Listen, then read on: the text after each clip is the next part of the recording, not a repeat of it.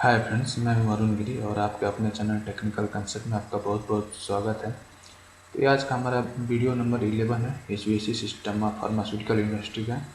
तो इस वीडियो में हम देखेंगे कि जो फार्मास्यूटिकल कंपनियों में जो एचवीएसी सिस्टम होता है उसका बिल्डिंग का कंस्ट्रक्शन कैसा होना चाहिए, कौन सा मटेरियल यूज करना चाहिए, किस तरह से उसका कंस्ट्रक्शन होना चाहिए, ताकि हमारा जो एरिया के अंदर जो क्लीनिनेस है वो मेंटेन हो सके और हमारी जो रिलेटिव ह्यूमिडिटी और टेम्परेचर के पैरामीटर भी मेंटेन किया जा सके।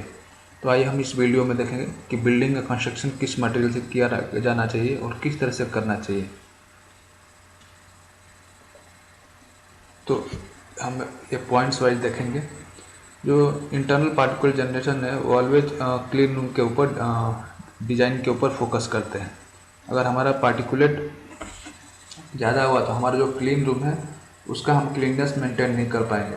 तो हमारा जो बिल्डिंग कंस्ट्रक्शन इस तरह से होना चाहिए कि बिल्डिंग के अंदर कम से कम जो पार्टिकुलेट है वो जनरेट हो। ओके। और मोस्ट करके जो इंटरनल पार्टिकुलेट हैं उनके ऊपर ज़्यादा ध्यान देना चाहिए कि उनको कैसे कंट्रोल किया जाए। तो इंटरनल पार्टिकुलेट क्या होते हैं, जैसे कि वॉल्स, फ्लोर्स, सीलिंग, मशीन्स और मोस्ट इम्पोर्टेंट जो ऑपरेटर होते हैं, यहाँ से जो भी पार्टिकुलेट जनरेट होते हैं उनको हम इंटरनल पार्टिकुलेट बोलते हैं। इंटरनल पार्टिकुलेट उसको बोलते हैं कि जो वॉल से जनरेट होते हैं, फ्लोर से जनरेट होते हैं, सीलिंग से जनरेट होते हैं, मशीन से जनरेट होते हैं और ऑपरेटर की बॉडी से जो जनरेट होते हैं। तो इन पार्टिकुलेट को हम इंटरनल पार्टिकुलेट बोलते हैं। और बिल्डिंग के कंस्ट्रक्शन के टाइम ज़्यादा ध्यान देना चाहिए कि इन पार्टिकुलेट्स को किस तरह से कम किया जा सके, इस तरह से बिल्डिंग का कंस्ट्रक्शन होना चाहिए। तो सबसे पहले देखें कि जो भी हम मटेरियल यूज़ करते हैं वॉल और फ्लोर के कंस्ट्रक्शन में वो एकदम फिनिश होना चाहिए। मतलब हमारा जो वॉल है, वॉल का जो प्लास्टर होना है वो एकदम फिनिश होना चाहिए, फ्लोर का प्लास्टरिंग एकदम फिनिश होना चाहिए। और मतलब सेल्फ क्लीनिंग सरफेस होना चाहिए। जैसे ऐसा सरफेस नहीं होना चाहिए कि जहाँ से डस्ट जनरेट हो या पाउडर जनरेट हो। तो जो हमारा जो वॉल और फ्लोर का सरफेस है एकदम फिनिश होना चाहिए और वो कहीं भी ब्रोकन नहीं होना चाहिए। अगर ब्रोकन है तो उसको इमीडिएटली रिपेयर करना चाहिए, क्योंकि जहाँ भी ब्रोकन हुआ वहाँ पे क्या होगा कि डस्ट का एक्यूमुलेशन होगा, वाटर का एक्यूमुलेशन होगा और फिर वहाँ से बैक्टीरिया का ग्रोथ होगा, फिर वो एरिया को कंटामिनेट करेगा। तो कहीं भी ऐसा सरफेस नहीं दिखना चाहिए कि जहाँ पे ब्रोकन हो या डैमेज हो। ओके। नो अनक्लीनेबल रिसोर्सेस और minimum of projecting adjust shelves, cupboards and equipment. Area के अंदर कहीं भी ऐसा सेल्फ्स या कबोर्ड या ऐसा रैक नहीं होना चाहिए, क्योंकि जहाँ भी रैक और सेल्फ और कबोर्ड होता है वहाँ पे क्या होता है कि डस्ट का एक्यूमुलेशन होता है। वो हाइट के ऊपर, कबर्ड के ऊपर, हाइट के ऊपर डस्ट का एक्यूमुलेशन होगा। फिर सेल्फ जहाँ होगा वहाँ पे प्रॉपर क्लीनिंग नहीं हो पाएगा। तो इस तरह से क्या होता है कि वो एरिया के अंदर जो कंटामिनेंट्स है वो बढ़ने लगते हैं या एक प्रोसेस से दूसरे प्रोसेस में ट्रांसफ़र हो जाते हैं। तो इस तरह से जो एरिया होता है, मैन्युफैक्चरिंग एरिया होता है, उन एरिया के अंदर जो प्रोजेक्टिंग एडजस्ट, जैसे कि कोई रैक हो गया, तो इस तरह के एडजस्ट, सेल्फ्स और कवर्स बिल्कुल ही नहीं होने चाहिए। Then sharp corners should be avoided between the floors, walls and ceiling. Wall और सीलिंग के बीच में और फ्लोर और वॉल के बीच में कभी भी शार्प कॉर्नर नहीं होना चाहिए। शार्प कॉर्नर नहीं होना चाहिए मतलब उसको कोबिंग करना चाहिए। कोबिंग क्या होता है, एक कर्व पोर्शन बनाया जाता है वॉल और फ्लोर के बीच में। तो जिसका पर्पस ये होता है कि जो कॉर्नर है ना, कॉर्नर के अंदर पानी का एक्यूमुलेशन ना हो और डस्ट का एक्यूमुलेशन ना हो, क्योंकि अगर एक्यूमुलेट होते हैं तो क्या होता है वहाँ पे बैक्टीरिया का ग्रोथ होता है।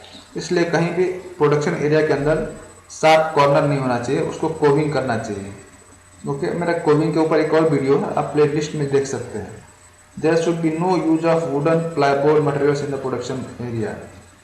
प्रोडक्शन के लिए वुडन और प्लाईबोर्ड का मटेरियल नहीं यूज करना चाहिए, क्योंकि जो वुडन और प्लाईबोर्ड के मटेरियल क्या करते हैं, ये मॉइस्चर को एब्जॉर्ब करते हैं और फिर इनके अंदर फंगस का ग्रोथ होता है, जिससे क्या होता है कि हमारे एरिया के अंदर कंटामिनेशन होता है और पार्टिकुलेट जनरेट होते हैं।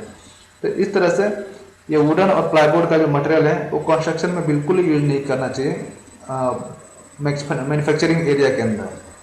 Then fall ceiling and the tile joints in the floor should be completely sealed.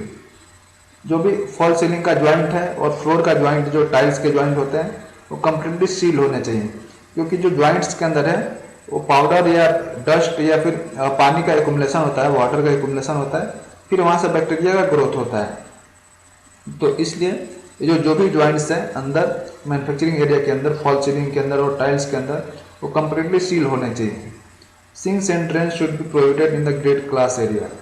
जो सिंक्स और ड्रेन्स होते हैं इसके अंदर से माइक्रोब्स का ग्रोथ होता है, बैक्टीरिया का ग्रोथ होता है। तो जिससे क्या होता है कि हमारा जो क्लास 100 एरिया के अंदर ऐसा सिंक और ड्रेन्स रहेंगे तो हमारा जो क्लास 100 है ना वो एरिया में मेंटेन नहीं कर पाएंगे, बहुत डिफिकल्ट होता है मेंटेन करना, क्योंकि इसका क्लीननेस बहुत ज़्यादा होता है। तो जनरली सिंक और ड्रेन से क्लास 100 एरिया के अंदर अवॉइड करें, वहाँ पर नहीं, वहाँ पे इसका प्रोविजन ना करें। देन होता है all doors in the sterile area should be air tight construction, special gaskets should be provided on the door frame and drop seals provided at the bottom of the door. अगर हमें एक area के अंदर हमने cleanness maintain किया है, लेकिन अगर हमारा डोर और विंडोज है उसके अंदर प्रॉपर सीलिंग नहीं है, तो क्या होगा दूसरे एरिया का जो जैसे कि एक क्लास 1 लाख एरिया है और उसके बगल में कहीं क्लास 100 एरिया है, हमने क्लास 100 एरिया के अंदर सब कुछ मेंटेन किया प्रॉपर, लेकिन अगर डोर बराबर नहीं है और उसका डोर सील नहीं है उसके अंदर, डोर के अंदर, तो क्या होगा क्लास 1 लाख से हमारा जो पार्टिकुलर जनरेट होंगे वो क्लास 100 में आ जाएंगे और हमारा क्लास 100 का क्लीननेस लेवल मेंटेन नहीं हो पाएगा। इसलिए जो भी हमारे डोर्स हैं वो प्रॉपर सीलिंग, उसमें प्रॉपर गैस्केट होने चाहिए, स्पेशल गैस्केट होने चाहिए डोर्स के बॉर्डर पे, फ्रेम पे, और डोर्स के बॉर्डर पे डोर सील होना चाहिए ताकि हमारा अंदर का एयर बाहर ना आ पाए और बाहर का एयर अंदर ना जा पाए। ओके, तो ये बहुत एक इम्पॉर्टेंट पॉइंट है, इसको बहुत क्रिटिकली मेंटेन करना चाहिए। And epoxy painting should be carry out in this areas. हमारा पूरा बिल्डिंग के अंदर इपॉक्सी पेंटिंग करना चाहिए। इपॉक्सी पेंटिंग का एक पर्पस ये होता है कि इजीली क्लीन किया जा सकता है, ये बहुत हार्ड होता है, इससे पार्टिकुलेट जनरेट नहीं होते हैं और इसका क्लीननेस मेंटेन करने में बहुत इफेक्टिव होता है। ओके, और इसका ड्यूरेशन लाइफ भी अच्छा होता है। तो आज की वीडियो में बस इतना ही। उम्मीद है आपको वीडियो अच्छा लगा होगा। अगर वीडियो अच्छा लगा है तो लाइक करें, सब्सक्राइब करें चैनल को और शेयर करें। हम नेक्स्ट वीडियो में देखेंगे कि जो हमारा सीलिंग होता है बिल्डिंग का वो किस तरह का होना चाहिए। बहुत अलग अलग टाइप के सीलिंग होते हैं प्रोटेक्शन एरिया में, तो हमें कितने टाइप के सीलिंग होते हैं और सारे सीलिंग के बेनिफिट्स हम देखेंगे और कैसे उनको कंस्ट्रक्शन किया जाता है, ये हम डिटेल में सीलिंग के बारे में देखेंगे। ओके, तो again thanks for watching, bye bye.